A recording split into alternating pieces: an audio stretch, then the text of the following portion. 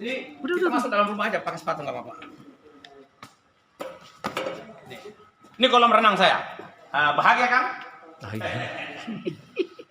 Buat anak-anak buat Cerdas. Pak. Rumah Sari masuk. Buka pintu. Tahun berapa beli ini, Bang? Sudah 13 tahun yang lalu, 2009. Berapa rumah? Rumah saya di sini ada 6. Semuanya? Semuanya rumah saya.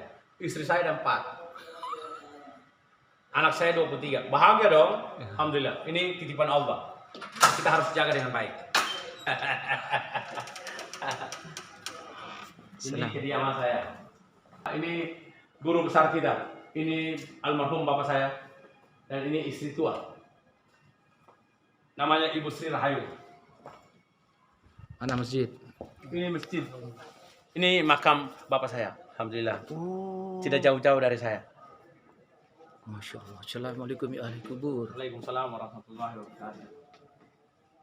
Ini masjid saya bangun di saat saya di dalam penjara. Saya ditangkap tanggal 12 Agustus 2019. Dan saya letakkan batu pertama tanggal 17 Agustus 2019. Kebetulan saya ulang tahun, tanggal kelahiran saya 17 Agustus. Merdeka bener dong. Merdeka. Dan saya namakan masjid ini nama ibu saya. Kebetulan nama ibu saya adalah Ibu Haja Romlah. Oh. Bahagia dong punya anak kayak ini gini. buat besok itu Iya. di shoppingnya. Udah stabil.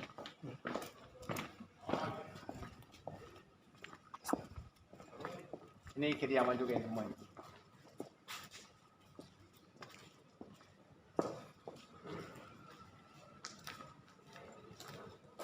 Ini lapangan tenis sekaligus parkirannya masjid. Ini abang saya. Sudah kayak orang tua, abang, teman. Ini ponakan ini. Benar nggak lo? Iya benar. Nyangka lo. Ini paman. Ini adik. Ini abang. Kori. Terbaik DKI di 2005. Ini abang juga nih. Sana ada sepupu. Ini wakil ketua DPR Jayapura. Kota Jayapura. John Beta Ubun. Sana ponakan-ponakan. Yang nakal-nakal di sana ya. Ini anak saya salah satu. Ini.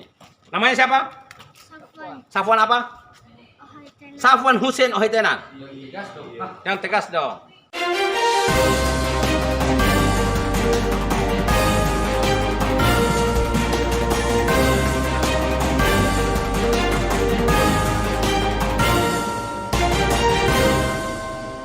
One Kawan TV1. Assalamualaikum Bang Marki. Waalaikumsalam warahmatullahi wabarakatuh. Hai. Senang nih hari ini One Kawan TV1 YouTube channel berkesempatan bertemu dengan abang kita ya.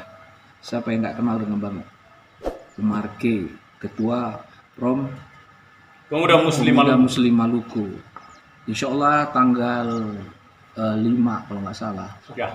Sabtu di masjid yang di depan Masjid Ar-Romlah. Ya. Ar-Romlah itu saya kasih nama ibu kandung saya. Amin ya Allah. Ar-Romlah itu dikasih nama untuk ibu kandungnya. Itu nanti akan ada acara live Damai dari Indonesia. Damai ke Indonesiaku yang disiarkan oleh TV1. Nah, kan bisa tahu kan gimana tuh Bang Marki. Masjid aja dibangun, apalagi hati. Amin, amin, amin. Bang Marki apa kabarnya? Baik, Alhamdulillah Bang ya. Sehat Bang ya. alhamdulillah sehat berkat doa dan dukungan dari semua Amin, keluarga. amin. Kalau abang udah ngomong gitu semuanya bahagia semua ya Bang. Insya Allah. Sehari-hari kesibukan apa Bang? Mencari sesuap nasi untuk anak istri dan keluarga besar. Amin, pasti. Bang, ini kita bicara masalah jasa premanisme di era politik. Saya yakin abang berpengalaman hal itu karena abang juga mungkin sempat juga hidup di dunia hitam seperti itu kan.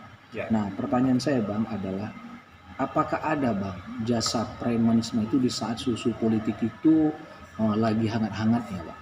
Iya. Kalau saya sendiri, pertanyaan itu menarik buat saya. Bahwa yang dijuluki sebagai preman, saya anggap bahwa bahasa preman itu hanya filosofi, kata-kata. Karena tidak ada dalam satu sejarah buku bahasa bahwa ada preman. Preman itu bagi orang-orang yang tidak taat pada hukum, orang-orang yang tidak mengenal jati dirinya. Kalau kami hidup di lapangan, hidup di jalan, kami anggap bahwa kami bukan preman. Kami penjual jasa. Yang hari ini saya mau bilang bahwa kepercayaan masyarakat terhadap institusi hukum itu sudah pada hilang, maka mereka datang pada kami. Dan setiap kami menerima dan orang-orang yang minta tolong pada kami itu, kami bantu dengan tujuan kami mencari nafkah di situ, menyelesaikan masalah tanpa masalah. Karena yang tadi saya bilang, kepercayaan masyarakat terhadap institusi sudah hilang. Di mana hari ini satu contoh, saya datang untuk mencari keadilan di kepolisian maupun kejaksaan atau pengadilan. Yang ada adalah saya lapor teman-teman media, saya orang yang tidak mampu. Tapi saat saya mencari keadilan itu, teman-teman media satu contoh, datang, saya lapor teman media, tapi apa? Teman media datang bawa duit. Yang ada adalah saya yang dihukum, saya yang disalahkan. Maka saya anggap bahwa kami bukan preman.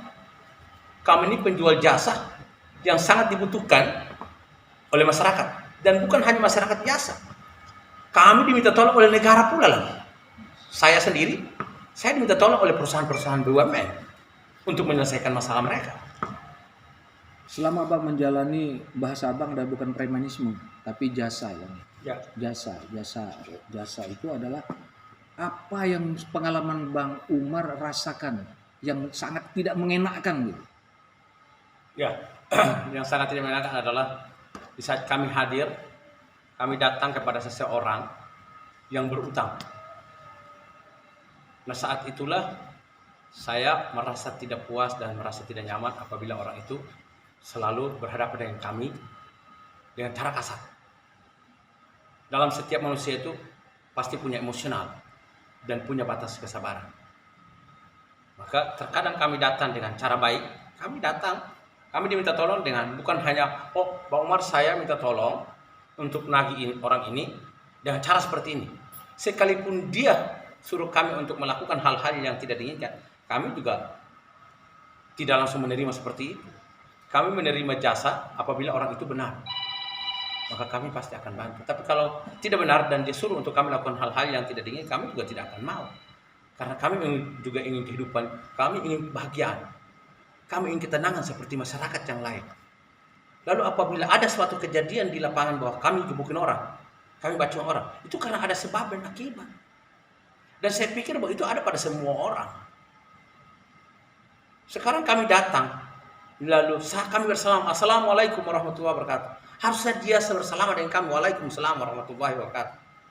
Tapi di saat kami baru Assalamualaikum, dia sudah berhadapan dengan kamu, Anda siapa? Nah, negara kita ini kan negara hukum. Negara kita ini penuh dengan budaya dan adat. Di Indonesia ini nggak salah, kalau tidak salah, terdiri dari 616 suku dan bahasa 1000 sekian bahasa daerah. Dan di negara Indonesia ini ada 5-6 agama di sini. Kita datang, Assalamualaikum, selamat siang, dia sudah berhadapan dengan kita seperti itu. Tapi kami sabar, tapi kami menyampaikan bahwa ini loh, kami datang dengan tujuannya ini. Kami kasih data, kami tidak menyampaikan secara lisan. Tapi disitulah dia berhadapan dengan kami dengan cara, bahkan dia usir, bahkan dia yang lebih kasar dari kami. Sekarang kalau dia keluarkan senjata atau dia keluarkan senjata tajam, senjata api untuk harus membantai kami, apa harus kami terima? Kami diam aja begitu? Ya kami harus bela diri dong. Dan saya yakin bahwa emosional itu apa semua orang pasti akan bela diri. Itu yang terjadi pada saya. Dan terkadang kalau kami datang, orang itu selalu memanggil polisi. Polisi datang tidak pakai nanya, langsung bawa kami ke polisi. Dan bahkan ada yang pernah tidak bersalah, langsung di BAP dan dipenjara.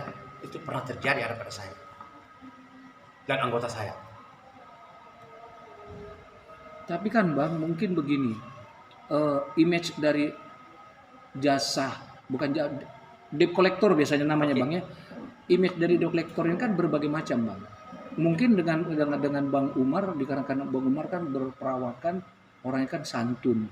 Tapi mungkin dari kelompok yang lain kan orang berpikir Gini, beda. saya mau jelaskan kepada teman-teman media dan seluruh masyarakat Indonesia bahwa dari 616 suku itu penuh dengan karakter dan budaya masing-masing, kepribadian yang masing-masing, bahasa yang berbeda. Nah, karakter kami keras. Lalu cara kita mau cari makan itu dengan cara yang berbeda-beda. Yang tadi saya jelaskan itu adalah cara saya. Tapi saya yakin bahwa setiap penjual jasa seperti saya tidak mungkin untuk dia mau cari masalah. Kalau tidak ada sebab, tidak mungkin ada akibat. Ya, kalau kita mau hidup jadi mafia, pembunuh berdarah dingin, negara ini pasti banyak yang mati dan pasti banyak, ya, bukan hanya kami kalangan menengah yang hidup dalam penjara, tapi banyak pejabat-pejabat politik, tokoh agama, tokoh masyarakat juga pasti ada dalam penjara karena dia punya dendam masa lalu, dia dendam kehidupan, yang tidak suka dengan seseorang, dia punya duit, dia bisa lakukan apa saja, dan dia pasti akan dipenjara apabila dia melakukan suatu tindakan yang melanggar hukum. Artinya, bertatap saja hari ini kita lihat bahwa kita caci maki orang saja sudah masuk, dia langsung dia jebak dengan undang-undang IT. Bagaimana kita bunuh orang, kita bunuh orang. Nah, cara kami selama ini, jangan, kalau saya bilang begini, masyarakat pemerintah jangan melihat kami pekerja sasi sebelah mata. Saya hanya minta begini, bahwa kami ini dianggap sebagai suatu mendelo, harus dibahas di Komisi 3 untuk dijadikan satu undang-undang. Kita lihat hari ini bahwa debt collector hari ini sudah dicetuskan undang-undangnya bahwa hari ini apabila Anda menagih dengan cara seperti ini, maka Anda akan dikenakan pasal.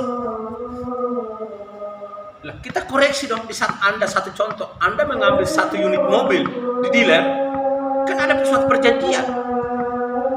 Apabila Anda tidak dibayar, Anda tidak bayar sesuai dengan perjanjian, maka fisik itu harus dikembalikan kepada leasing. Lalu kalau Anda tidak kembalikan, maka leasing harus menggunakan jasa dong.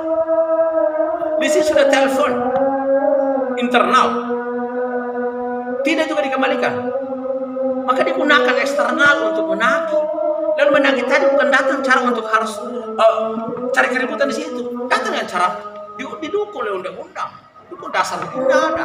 Kita punya perjanjian, ya, saat pengambilan unit atau mengkredit rumah sampai ke kartu kredit ada perjanjian. Kalau anda apabila tidak bayar, kami harus menagih dong. Lalu kalau Anda tidak menagih, Anda tidak bayar, terus biarkan saja begitu, kan tidak mungkin dong. Saya seperti tadi pertanyaan bahwa saya mungkin Bang Umar dengan cara seperti itu, saya yakin semua pekerja seperti saya semua tidak mungkin menginginkan kehidupannya setiap saat itu mendapat masalah. Kami juga ingin kebahagiaan seperti teman-teman, seperti Anda. Kami juga ingin ketenangan, kami punya rumah tangga seperti teman-teman. Kami tidak ingin seperti itu. Kami butuh kebahagiaan, kami butuh ketenangan.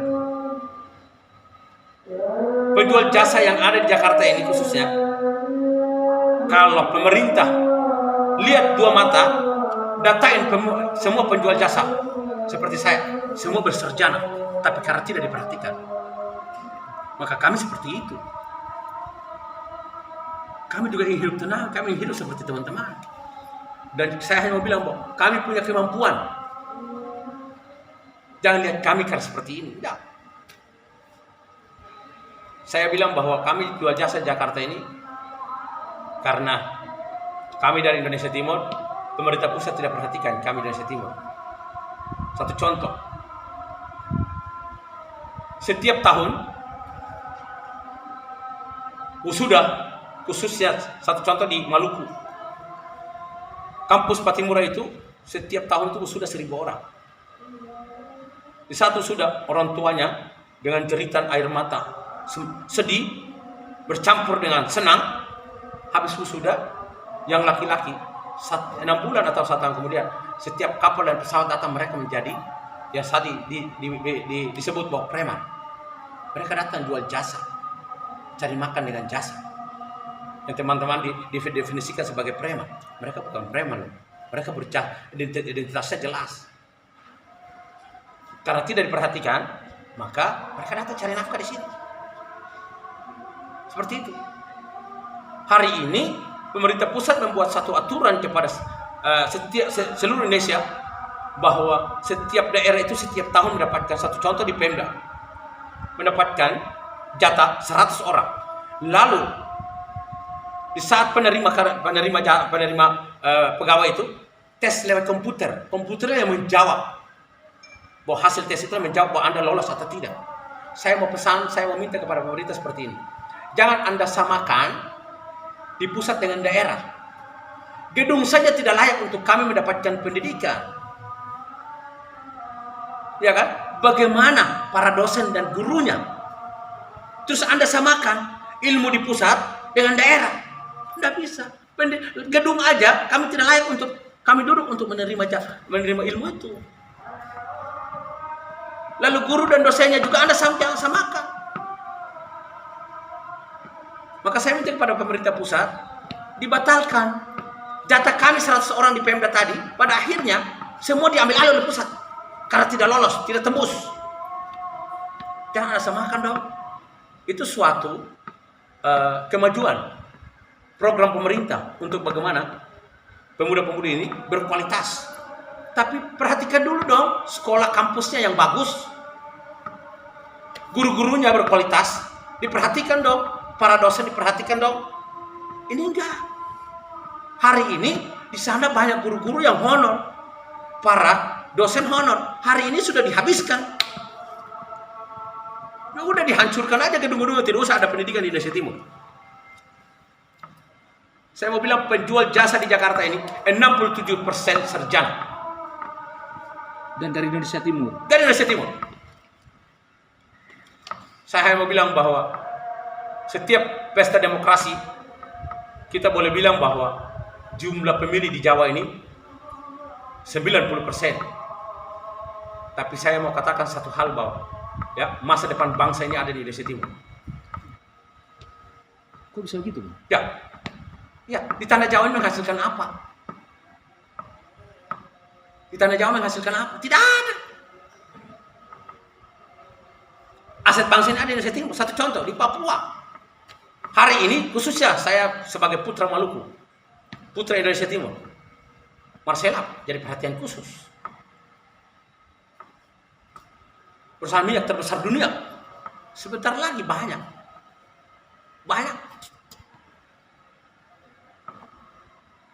Saya mau tanya kepada teman-teman dia, di Jawa ini hasilnya apa sih? Hanya dijadikan menjadi setiap pesta demokrasi presiden orang Jawa terus, karena jumlah pemilih di sini terbanyak. Dan tanah Jawa menghasilkan apa? Tapi saya hari ini saya mau katakan bahwa saya berterima kasih kepada tanah Jawa karena anak-anak kami, anak-anak Maluku datang mencari nafkah hari ini di sini. Tapi saya minta kepada pemerintah jangan lihat kami sebelah mata, karena bangsa ini butuh pemuda-pemuda. Lalu bangsa ini dimerdekakan oleh salah satu ya orang tua kami, Patimura Muda, dan kami hari ini sebagai Patimura Muda. Dan saya katakan satu hal bahwa bangsa ini sudah merdeka, tapi hak asasi kami belum merdeka. Hari ini Papua apa? Aceh masih seperti ini. Kami Maluku belum berontak, belum. Kenapa Bang berani ngomong seperti ini? Saya berani katakan itu karena hari ini hasil laut kami diambil oleh pusat. Setiap bulan triliun, setiap tahun triliun. Harusnya perusahaan-perusahaan yang ambil hasil itu, harusnya pemerintah pusat mempertegas untuk mereka buat kantor di daerah kami. Provinsi Maluku terdiri dari 11 kabupaten kota. Harusnya mereka mendirikan perusahaan di situ untuk ada bayar pajak masuk daerah kami. Tenaga kerja harus masuk ke daerah kami. Untuk kami ini tidak usah datang ke Jakarta cari makan. Kami kembali daerah kami untuk kami bisa bekerja di perusahaan-perusahaan tersebut dong. Lihat wajah Bang, kayaknya Bang sedih lihat daerah Bang begitu. Artinya gini, kalau kita bilang sedih, kalau bilang emosi, kami emosi. Tapi kan seperti kami manusia biasa. Kami sadar, kami waras. Tidak mungkin kami lakukan sesuatu yang negara kita negara hukum. Jadi Maluku belum merasakan keadilan dulu. Tadi saya bilang bangsa ini sudah merdeka. Dan bangsa merdeka, ya dimerdekakan salah satu leluhur kami adalah Patimura. Yang hari ini terpampang di duit Rp1.000. Golok yang masih terpanggang dada kami. Hari ini golok, kami pegang golok di mana-mana, kami ditangkap. Golok ini bukan dimerdekakan oleh senjata, tapi golok dimerdekakan oleh babu runcing dan parang. Salawak. Kami hari ini baru pegang golok. Kami sudah ditangkap. Bagaimana itu? Golok itu belum tentu. Golok ini memerdekakan bangsa itu. Nah, kembali ke masalah politik, Bang. Apakah jasa-jasa seperti Abang ini masih digunakan oleh orang-orang tertentu di politik? Ya, saya bilang, tadi saya katakan bahwa bangsa kita ini, negara kita negara hukum. Saya hanya menyampaikan kepada pemerintah pusat bahwa sekali lagi kami pemuda Indonesia Timur punya kemampuan. Maka saya minta kepada pemimpin-pemimpin yang akan menjadi calon, baik itu pemerintah daerah, pemerintah pusat, termasuk presiden. Kami siap mendukung, tapi harus kita buat MOU yang pasti, yang jelas, bahwa kami dukung seperti apa untuk NKRI dan khususnya Indonesia Timur seperti apa. Suara boleh di tanah Jawa, tapi sekali lagi saya tegaskan bahwa ya aset bangsa ini ada di Indonesia Timur, masa depan bangsa ini ada di Indonesia Timur. Sepengalaman Abang selama menjalani, saya anggap jasa ya. Selama Abang berjalan ini, berapa kali Abang ngikutin proses pesanan dari acara-acara politik? Saya selalu diminta dukungan, suara untuk mendukung para calon yang tidak perlu saya sebut. Tapi selalu kita mendapatkan suatu janji yang pahit. Tapi kemarin alhamdulillah saya dukung Pak Gubernur, Pak Anies Baswedan. Kami anak Maluku mendapatkan itu. Dan pemuda Indonesia itu mendapatkan itu. Apa yang dijanjikan Pak Anies, apa yang jadi komitmen kami dan Pak Anies berikan. Maka layak untuk beliau menjadi pimpinan. Panutan kami. Itu dikarenakan komitmen beliau. Komitmen beliau? Ya. Ada nggak Bang harga-harganya Bang untuk jasa-jasa? Oke, jasa berbeda-beda. Dari mulai penagih kartu kredit, leasing, sampai ke penagih utang, antara perusahaan dan perusahaan, dari oknum ke oknum, antara perusahaan dan perusahaan, sampai ke persoalan tanah sengketa. Nah itu berbeda-beda. Kami lihat dari tingkat kesulitan masalahnya. Kalau tanah berapa persen dapatnya? Kami lihat dari tingkat kesulitannya. Lalu bisakah kami menyelesaikan atau tidak? Baru kami bisa berani untuk interview. Tapi kalau kami tidak bisa, kami juga tidak berani. Sekalipun dibanting duit di depan kami nggak berani. Karena kalau kami anggap tidak bisa.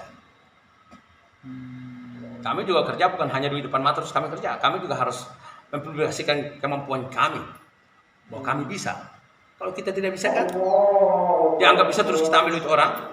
Tidak bisa selesai. Oh besok nama kami rusak di mana-mana. Akhirnya orang tidak menggunakan kami lagi. Nah hari ini saya menggunakan debt collector. Kami sudah bentuk satu wadah perusahaan di bidang outsourcing, jasa. Bahkan hari ini kita buka bisnis di bidang parkir. Intinya bidang jasa lah banyak. Bahkan hari ini seperti program pemerintah daerah tentang uji emisi, saya hari ini sudah mendirikan itu, walaupun itu program pemerintah. Tapi kami berharap ke pemerintah agar menggunakan kami sebagai pihak ketiga. Parkiran seluruh Jakarta. Alhamdulillah kami kemarin diminta untuk Pak Anies agar mengawasi, juga membantu khususnya Pasar Jaya. Pasar Jaya itu terdiri dari 154 titik DKI. Alhamdulillah kami diberikan kepercayaan untuk menjaga dan mengelola. Insyaallah hari ini normal-normal saja. Oh, dan tidak ada suatu halangan, tidak ada suatu kerugian di lapangan. Bang, saya tanya lagi. Premanisme dan politik sama nggak? Kalau saya bilang gini, ada filosofi, ada pepatah dari Soekarno bahwa politik itu seperti seorang wanita lonte. Dan saya yakin bahwa politik tidak ada dalam satu sejarah buku. Kalaupun ada, saya belum baca ya. Saya belum menemukan buku itu. Lalu preman itu bagi orang-orang yang tidak mengenal jati dirinya, yang tidak menghormati dan tidak taat pada hukum. Kami orang-orang yang taat pada hukum. Kami orang-orang sadar.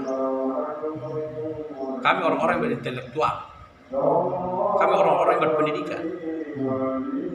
Nah, kami jual jasa itu karena pemerintah tidak perhatikan kami. Coba kalau pemerintah perhatikan kami. Kami duduk, kami diberikan kepercayaan. Tidak mungkin kami hidup di jalan. Lalu kami hidup di jalan itu kan kami butuh kehidupan. Kan begitu. Kalau pemerintah kan ada dalam aturan pemerintah itu. Ada dana, ada anggaran untuk para janda, fakir miskin. Tidak juga pernah disalurkan sepertinya kan. Coba kami dikasih anggaran, misalnya dana untuk kita usaha, ada UMKM ya, kami sudah mengajukan, bahkan sudah sesuai dengan mekanisme, tapi kami tidak pernah diberikan bantuan. Ya terpaksa kami seperti ini. Artinya sebenarnya saudara-saudara saya yang dari Indonesia Timur ini cuma dua hal yang saya lihat, Pak. Pertama adalah perhatian, lalu berikan mereka peluang kerja. Ya lapangan kerja. Iya. Tadi saya bilang satu contoh, kami mendukung Pak Anies dengan komitmen Pak Anies. Diberikan beasiswa bagi pemuda yang mau melanjutkan pendidikan. Beliau kasih. Dan diberikan lapangan kerja bagi yang punya pendidikan terbatas dan yang mau bekerja. Beliau kasih. Saya sendiri adalah pengelolanya. Hampir 1.000 orang anak-anak Maluku kerja di DKI Jakarta. Oh ya, Bener ini, Bang? iya. Walaupun mereka jaga parkir. Bahkan ada yang masih menjadi pegawai negeri. Ada yang menjadi honor. Komitmen Pak Anies luar biasa bagi saya. Begitu. Berarti informasi tentang Pak Anies yang agak miring ini salah. Saya sejujurnya 2 periode saya pendukung fans beratnya Pak Prabowo. Di saat Pak Anies maju, sejujurnya saya tidak suka dengan Pak Anies karena saya dendam Pak Anies saat periode Pak Prabowo pertama. Pak Anies orang yang mengolok-olokkan Pak Prabowo. Maka di saat Pak Anies jadi gubernur, saya tidak suka. Tapi saya dengar dari orang bahwa beliau ini seperti ini. Saya bawa gerbong saya, Front Pemuda Maluku, juga ormas-ormas yang lain dan masyarakat yang lain, saya bawa dukung Pak Anies. Di saat Pak Anies sudah dilantik, baru saya bilang bahwa Pak Anies, saat saya dukung hampir berapa bulan, saya tidak suka secara pribadi. Tapi saya dengar dari orang bahwa Pak Anies orang yang begini, saya dukung. Di saat Pak Anies setelah dilantik, beliau mengeluarkan satu kata, Bang Umar, setelah beliau punya bahasa saya ingat, ini hasil setelah dilantik di istana, datang ke gedung wali kota, gubernur. Beliau katakan satu hal, Bang Umar, saya sudah dilantik hari ini, hasil daripada Bang Umar marah-marah. Maka hari ini saya menjadi milik seluruh masyarakat. Saya kasih satu pesan, Pak Anies hari ini bukan lagi milik kami pendukung Pak Anies, tapi hari ini Pak Anies jadi milik seluruh masyarakat DKI Jakarta. Terima kasih Bang Umar. Kita berjalan bersama. Saya salah, Bang Umar tegur. Dan saya bilang kalau Bang Wagub lebih bagus, maka saya pantas untuk angkat jempol. Nah, di saat saya dukung Pak Anies, saya ajukan saya punya permintaan dalam 23 atau 24 visi misi Pak Anies. Kami minta 2 hal, dikasih pendidikan bagi yang tidak mampu dan yang mau melanjutkan pendidikan.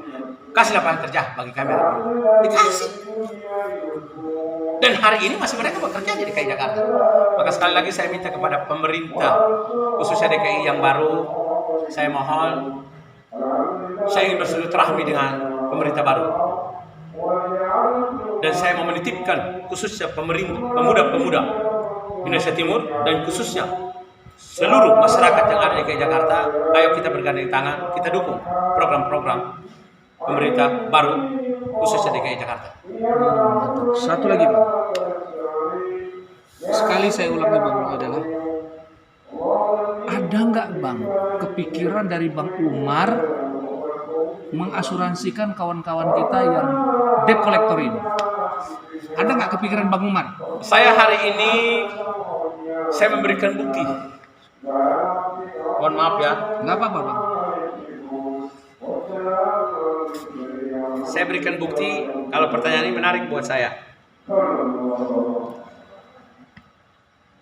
Ini kartu sehat. Saya yang kerja, yang tidak kerja pun, saya bantu untuk memberikan asuransi kesehatan. Kapan dia keluarganya sakit, dan biaya setiap bulan yang harus kita bayar ke pemerintah, ya, saya bayar. Ini buktinya. Saya sedia saya gunakan ini. Tapi sehari ini saya sakit, saya tidak pernah saya sodorkan ini. Karena saya mampu, uang kantong saya masih ada, maka saya bayar. Saya tidak gunakan ini. Tapi menjadi contoh, saya berikan bukti kepada masyarakat bahwa orang-orang terdekat saya, orang-orang yang saya kenal, yang tidak punya kemampuan, hidup dengan keterbatasan, saya berikan ini. Berikut juga anggota. Ya, seluruh anggota saya. Bang, bisnis sabu-sabu dan premanisme menarik mana? Saya sejujurnya, saya katakan sejujurnya kepada seluruh masyarakat Indonesia bahwa kemarin saya ditangkap karena saya gunakan narkoba. Tapi saya katakan lebih tegas lagi bahwa saya bukan pecandu narkoba dan saya bukan bandar narkoba. Dan kami keluarga besar, khususnya saya dan Pemuda Indonesia Timur, bukan bandar narkoba. Saya kemarin dikasih timpal pasal-pasal bahwa saya bandar narkoba. Bahkan diinformasikan bahwa saya membackup beberapa agen narkoba. Boleh dicek. Nomor saya kan mudah untuk setiap pesta demokrasi, baik itu pemilihan gubernur maupun presiden, nomor saya selalu di taping. Ya, aset saya ini semua dari jasa saya dengan cara halal.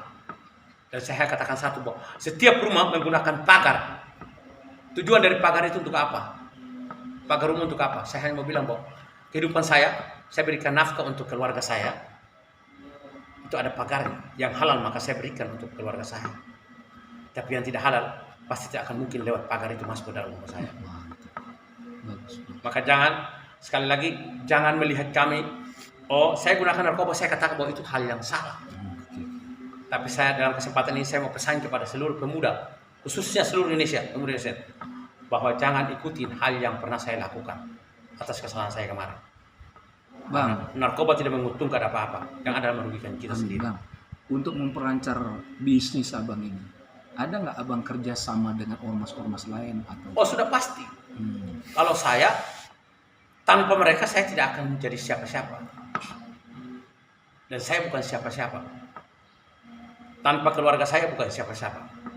Karena dukungan dan dorongan daripada keluarga saya dan ormas yang ada di DKI Jakarta, baik ormas dan OKP, maka saya seperti ini.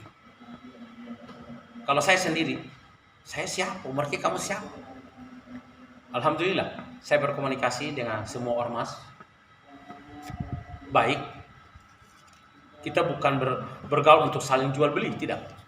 Seperti yang katakan tadi, apa perbedaan bisnis narkoba dengan jasa? Premanisme.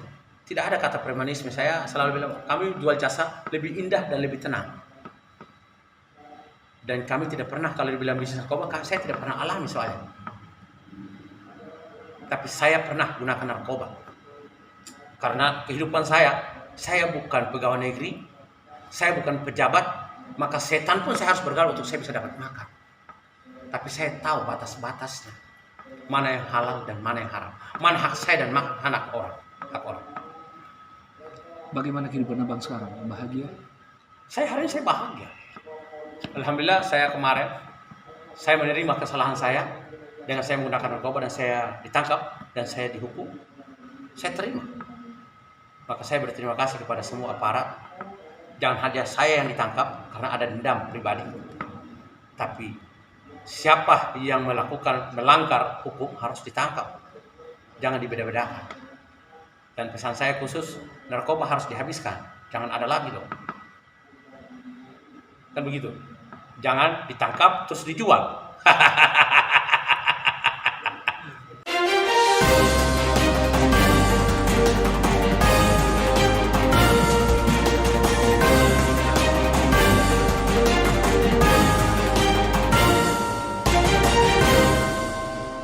One Kewan TV 1.